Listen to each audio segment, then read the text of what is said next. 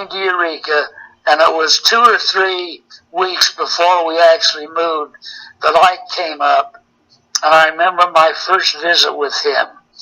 It must have been a Saturday afternoon. I say that because I knocked on his door either late morning or early afternoon, so he was home. So it must have been a weekend. And I don't think it would have been a Sunday. It was a Saturday. I knocked on the door. They lived over by Sequoia Park at the time. Knocked on the door, and this man came, and he was stern looking. And I told him who I was, that I was working for the Internal Revenue, and my wife and I were newly married, and we were going to move up here. Just wanted to meet him, see if he knew of anything for rent. The bishops of 4 stakes, 4 stake presidencies, plus our regional representative.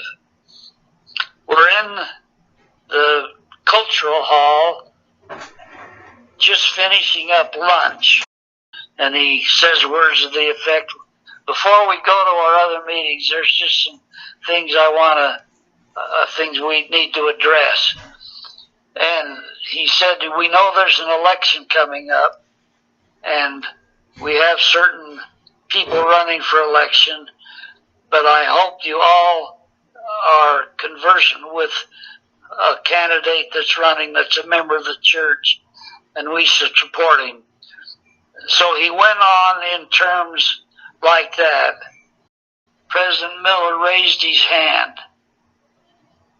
and he said words to the effect, I'm here at a religious meeting because of my calling in the church, and I think it's completely out of line to be talking about a political election coming up at this meeting.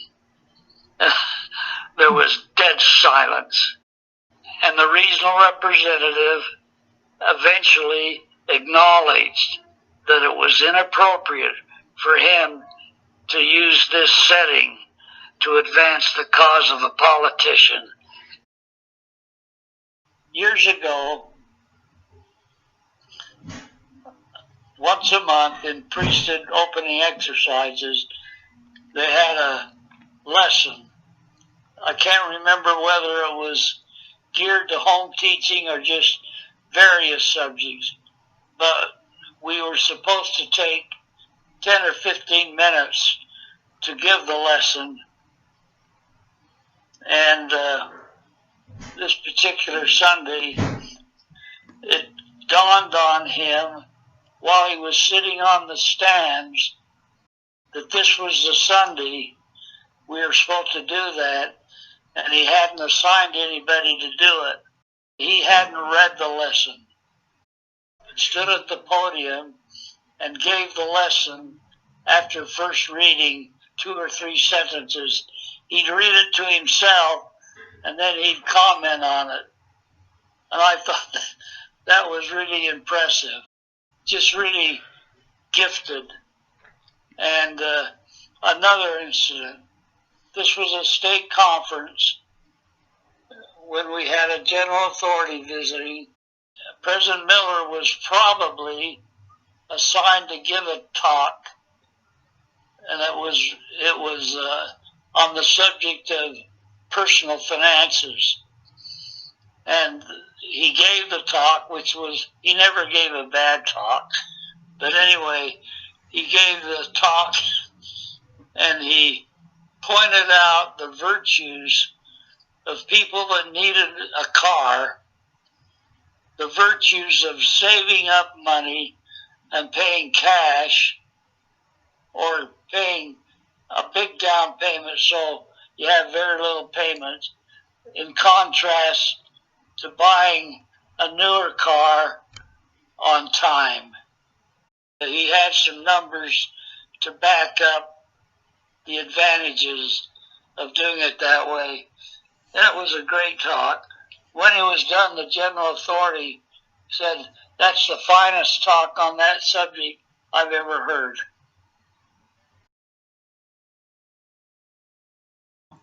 When we were raising money to build a building, we had an auction night where people would auction off either items that they had or their time.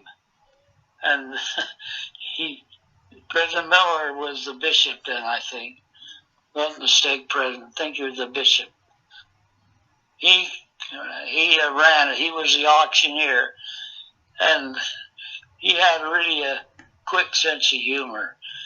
And he had us laughing and enjoying so much the evening. I don't know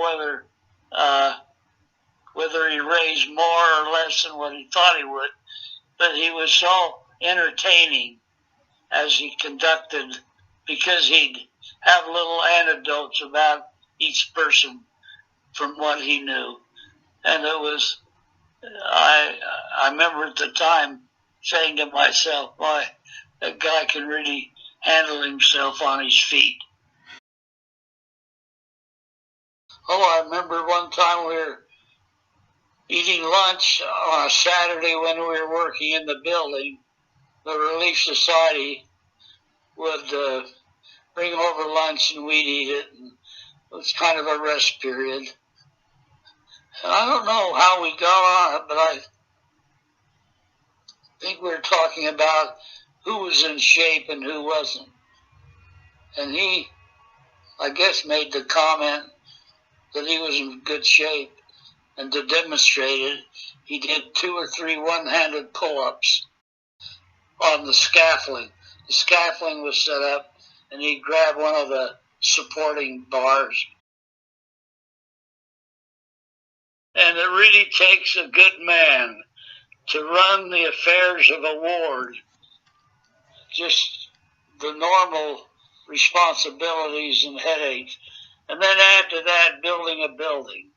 It's a really, I don't know whether bishops could do that today, but that's what they were required to do. But he relished it. I'm sure he didn't think it was easy, but it was something that I felt he really got a lot of satisfaction.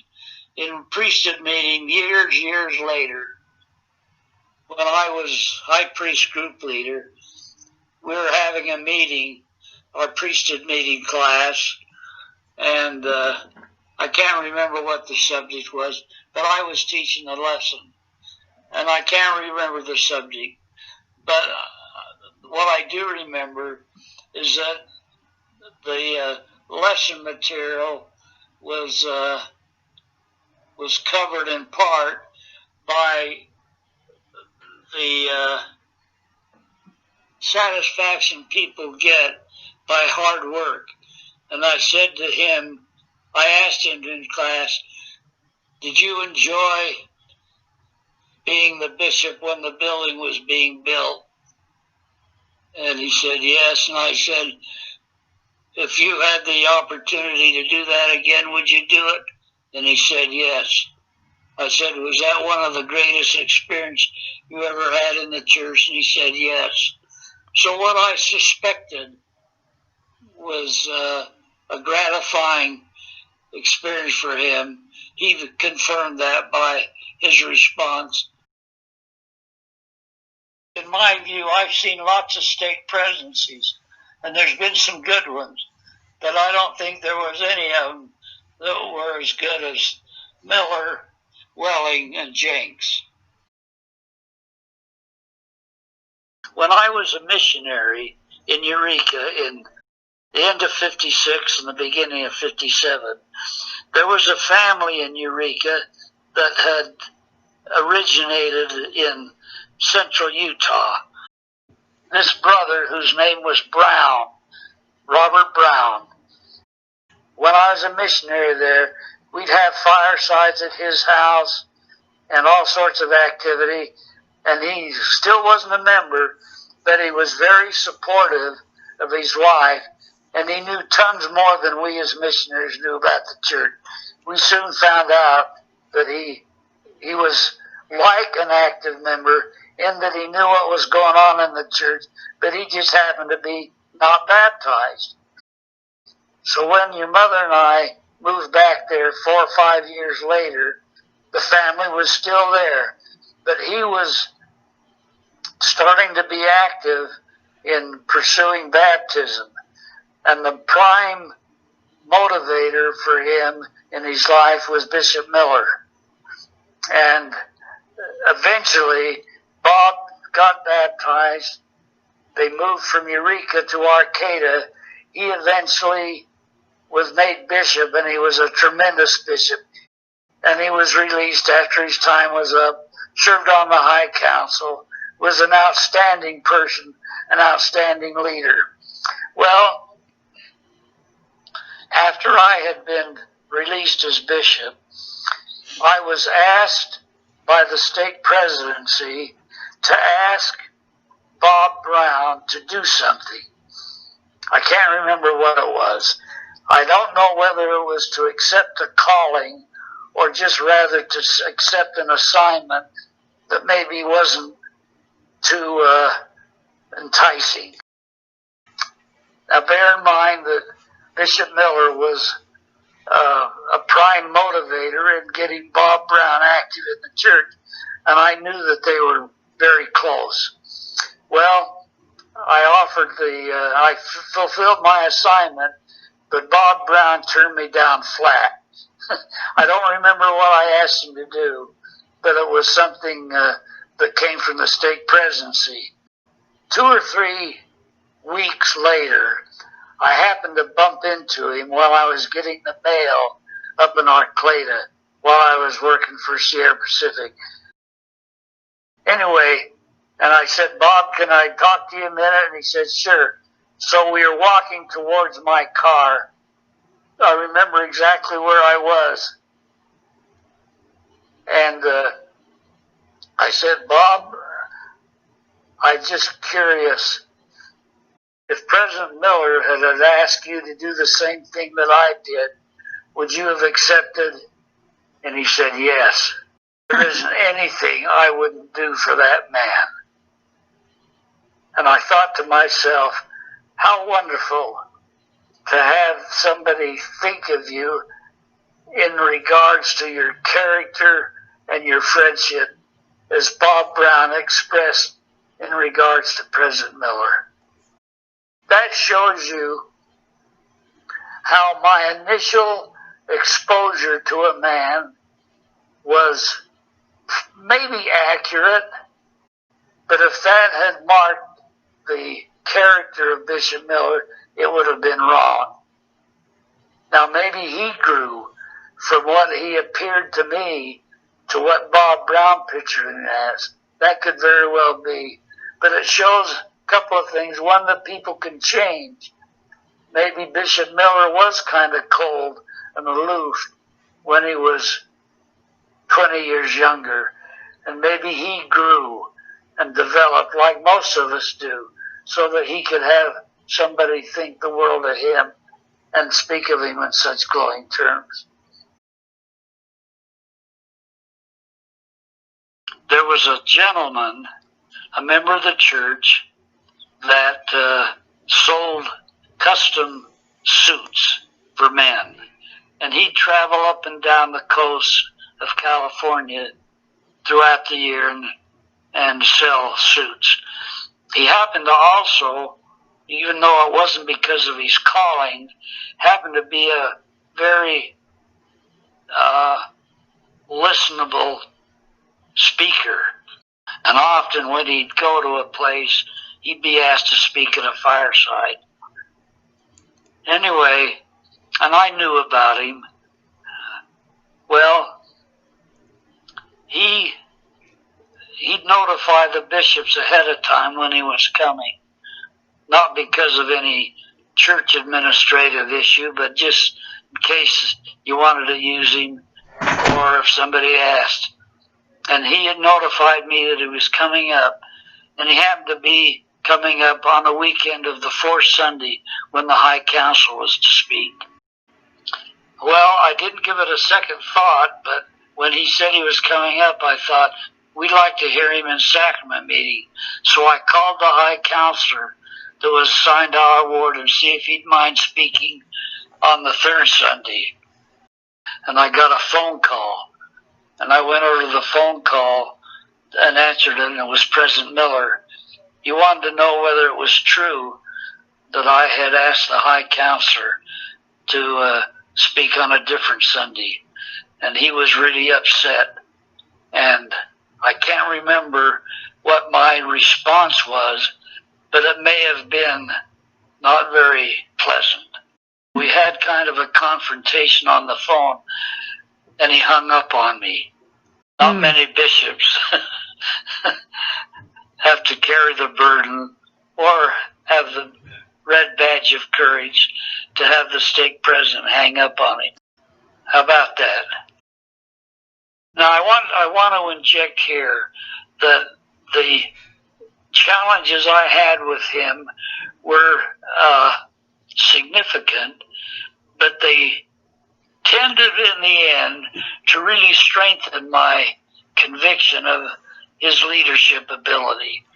Because as I look back, and he was in my shoes, or I was in his shoes, I think I would have liked to have been able to say I acted like he did rather than how I did.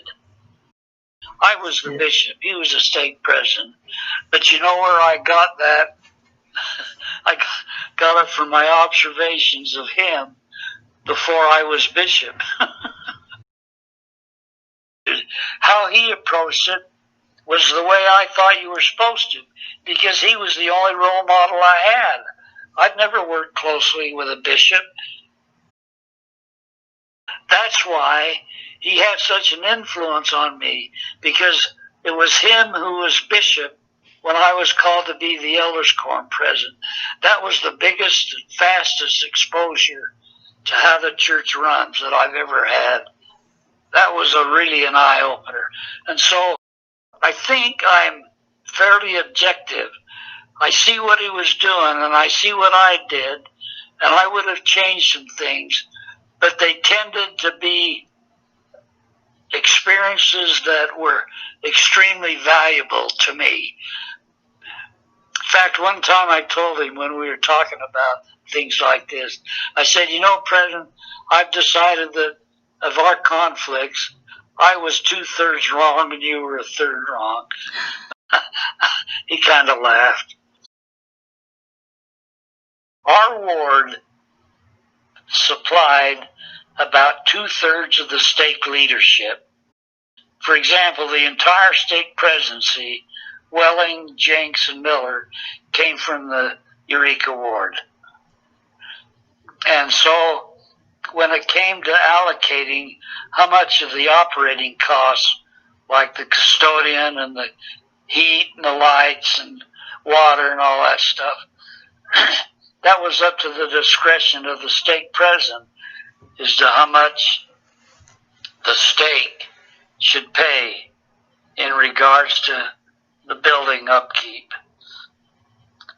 And I remember I used to prepare a worksheet that showed all the costs that we had for the month and who paid what. The intention I had was to try to convince President Miller that the stake should pay more than they were paying. When we'd have our monthly PPI, maybe they weren't monthly, maybe they were bi-monthly, I don't know, but we'd go in periodically, and I'd bring my worksheet, and President Miller and his two counselors would counsel with me regarding what needed to be done. Years later, I was talking to Brother Welling, and I said to him, do you remember the worksheets I used to bring in? He said, oh, I sure do. He said, as soon as you left, President Miller deep sixed them all.